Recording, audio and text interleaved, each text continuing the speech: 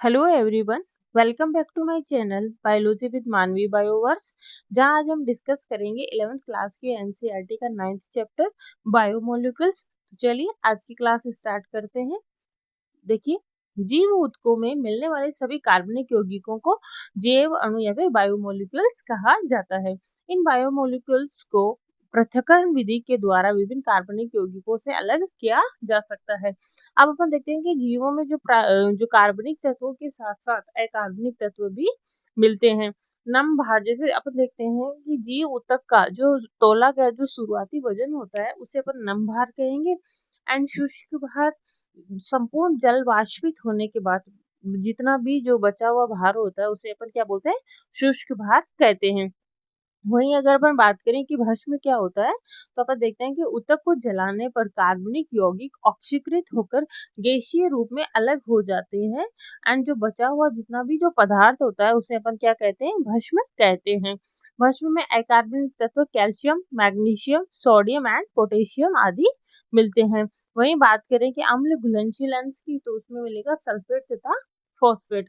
अब अपन देखते हैं कि इनका जो वर्गीकरण है वो अपन देखते हैं कि फर्स्ट ऑफ ऑल रसायन विज्ञान के दृष्टिकोण से क्रियात्मक समूह जैसे एल्डिहाइड, कीटोन, एरोमेटिक यौगिकों आदि में इनको पहचाना जाता है। और वहीं अगर अपन बात करें जीव वैज्ञानिक दृष्टिकोण से, तो इन्हें अमीनो अम्ल, न्यूक्लियोटाइड्स, क्षार एंड अवसा अम्ल में इनको वर्गीकृत करते हैं। सो फर्स्ट ऑफ ऑल अपन देखते हैं अमीनो अम्ल यानी कि अमीनो एसिड्स। अमीनो एसिड्स वे कार्बनिक यौगिक हैं जिनमें एक ही कार्बन यानी कि जो अल्फा कार्बन होता है उस पर अमीनो समूह और अम्लीय समूह जैसे ये COOH समूह प्रतिस्थापित होते हैं, इसलिए इन्हें अपन क्या बोलते हैं, अल्फा अमीनो अम्ल कहते हैं। अब अपन देखते हैं कि ये अनिवार्य रूप से प्रतिस्थापित मेथेन है जिनमें केंद्रीय कार्बन की 4 संयोजकता से 4 समूह जुड़े रहते हैं, जैसे हाइड्रोजन एंड ये जो COOH समूह एंड NH2 समूह एंड R, जिसकी R समूह की जो प्रकृति के आधार पर अमीनो अम्ल कई प्रकार के होते हैं।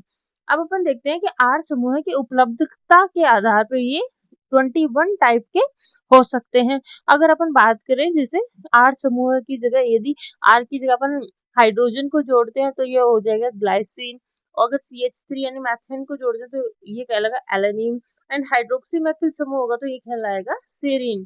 चलिए अब अपन देखते हैं अमीनो अम्लों के भौतिक व रासायनिक गुण कार्बोक्सिलिक अमीनो व आर क्रियात्मक समूह पर निर्भर करते हैं।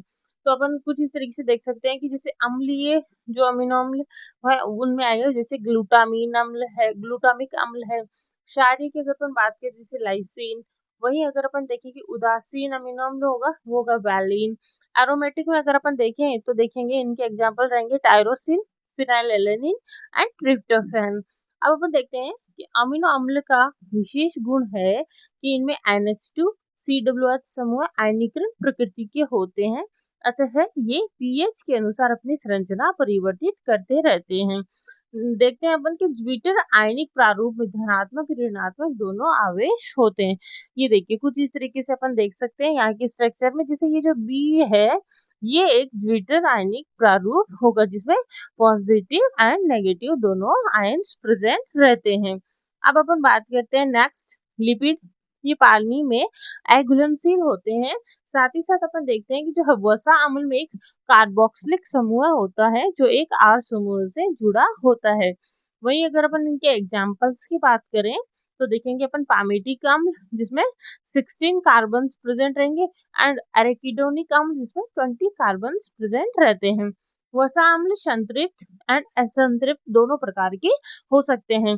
संतृप्त वसा अम्लों में किसी भी प्रकार का डबल बॉन्ड प्रेजेंट नहीं होता है। अगर अपन बात करें असंतृप्त यानी कि अनसैचुरेटेड वसा अम्लों की, तो उनमें एक से अधिक आबंध प्रेजेंट रहते हैं। अब अपन देखते हैं जो ग्लिसरॉल है ये ट्राई हाइड्रोक्सी प्रोपेन है। वसा अम्ल व ग्लिसरॉल मिलकर mono, di and tri glycerides बनाते हैं। नेक्स्ट अपन देखते हैं कि जो तेल होते हैं उनका गलनांक कम होता है और इसका एग्जाम्पल रहेगा जैसे जिंजली तेल। फॉस्फोलिपिड्स, इनमें फॉस्फोरस और फॉस्फोरिलीकृत कार्बनिक यौगिक होते हैं जो सेल मेम्ब्रेन में मिलते हैं, और इसका एग्जाम्पल रहेगा लेसिथिन्स। अब अपन देखते हैं नर्वस टिश्यू में अधिक जटिल संरचना के लिपिड पाए जाते हैं। एंड जीवों में पाए जाने वाले विषम चक्रीय वलय युक्त कार्बनिक यौगिक जो इस प्रकार, जैसे नाइट्रोजनिक सार की अगर अपन बात करें तो adenine, guanine, cytosine, uracil and thymines. वहीं अगर अपन देखते हैं कि न्यूक्लियोसाइड्स, जब इनमें नाइट्रोजन बेस से शर्करा जुड़ती है तो उसे अपन न्यूक्लियोसाइड कहते हैं। एंड वहीं अगर अपन बात करें न्यूक्लियोटाइड्स की, तो देखिए जब न्यूक्लियोसाइड में फॉस्फेट समूह भी जुड़ जाता है तो उसे अपन क्या कहेंगे, न्यूक्लियोटाइड कहेंगे। अब अपन बात करें, देखिए वेरियस टाइप की जो अमीनो एसिड जिन्हें अपन ने पीछे देखा था, उसमें देखिए ये ग्लाइसिन जिसमें हाइड्रोजन समूह प्रेजेंट रहेगा। वहीं अगर अपन एलेनिन की बात करें तो इसमें CH3 समूह प्रेजेंट रहेगा। एंड सेरीन में अगर अपन देखिए तो ये देखिए CH2OH समूह इनमें प्रेजेंट रहेगा। ये रहेगा गिल्सरोल की स्ट्रक्चर, जिसमें देखिए CH2OH, CHOH and CH2OH। Next अपन देखते हैं adenosine, guanosine, thymidine and uridine, cytidine. ये किस प्रकार के न्यूक्लियोसाइड्स हैं। एंड वहीं अगर अपन बात न्यूक्लियोटाइड्स की करें तो देखिए एडेनिलिक अम्ल, थाइमिडिलिक अम्ल, ग्वानिलिक अम्ल, यूरिडिलिक अम्ल एंड साइटिडिलिक अम्ल, इन सबको अपन क्या बोलते हैं, न्यूक्लियोटाइड्स बोलते हैं। चलिए नेक्स्ट अपन देखते हैं कि जो न्यूक्लिक अम्ल है वो डीएनए आरएनए आनुवंशिक पदार्थ के रूप में कार्य करते हैं। वही अगर अपन नेक्स्ट अपन देखें कि जो प्राथमिक व द्वितीयक उपापचय यानी कि जो प्राइमरी एंड सेकेंडरी मेटाबोलाइट्स हैं उनको देखते हैं। फर्स्ट ऑफ ऑल अपन देखते हैं प्राइमरी मेटाबोलाइट्स। देखिए ये जीव ऊतकों में पाए जाने वाले वे जैव अणु हैं जिनका जीवों की सामान्य शारीरिक जो क्रियाएं होती है उनमें कार्य व भूमिका इनकी ज्ञात नहीं होती है। जैसे एग्जांपल्स रहेंगे amino acids and sugar. Next अपन देखते हैं सेकेंडरी मेटाबोलाइट्स। जब पादप, कवक व सूक्ष्म जीवों की सेल्स का विश्लेषण किया जाता है तो प्राथमिक उपापचयों के अतिरिक्त हजारों अन्य यौगिक मिलते हैं जिन्हें अपन सेकेंडरी मेटाबोलाइट्स कहते हैं। प्राइमरी मेटाबोलाइट्स की कार्य भूमिका ज्ञात होती है जबकि सेकेंडरी मेटाबोलाइट्स के कार्य ज्ञात नहीं होते।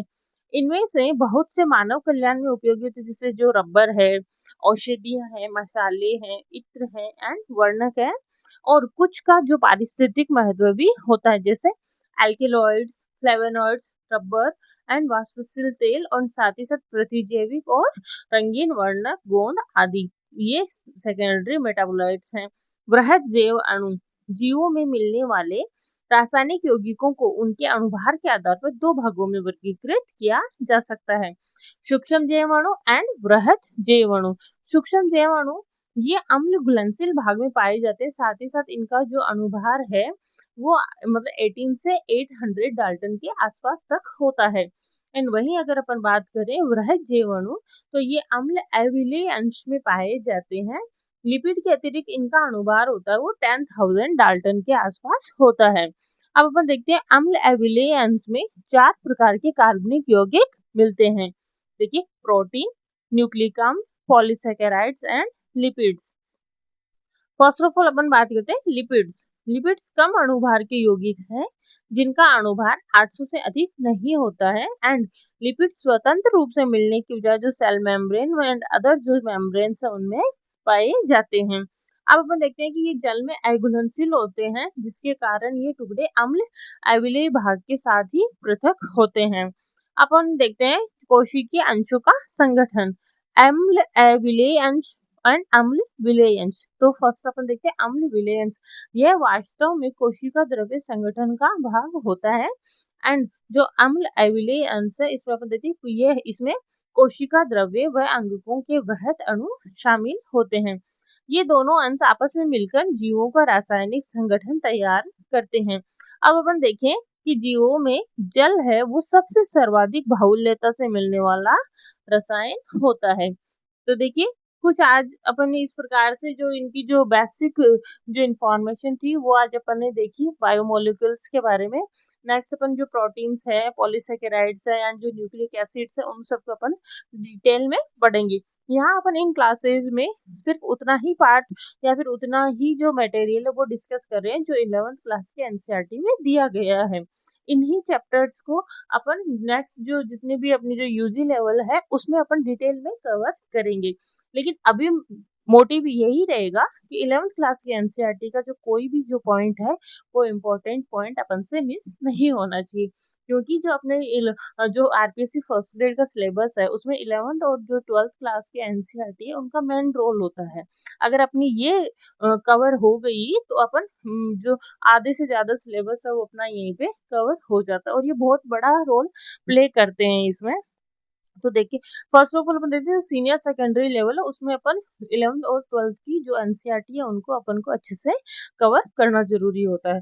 So thank you for watching. कल की क्लास में अपन प्रोटीन्स एंड जो पॉलीसेकेराइड्स है उनको देखेंगे, तो प्लीज कंटिन्यू क्लासेस लीजिए। और अगर आपको मेरा चैनल पसंद आ रहा है, वीडियोज अच्छे से समझ में आ रहे हैं, तो प्लीज चैनल को सब्सक्राइब कर लीजिए, जिससे आपको जो भी क्लासेज आएगी उनका नोटिफिकेशन आप तक सबसे पहले पहुंच जाएगा। So thank you for watching. And in सबके जो हैंड रिटन नोट्स है वो मेरा टेलीग्राम चैनल है, उस पे आपको अवेलेबल हो जाएंगे। बायोलॉजी विद मानवी बायोवर्स जो आप सर्च करते ही आपके सामने सारी पीडीएफ्स अवेलेबल हो जाएगी। Thank you.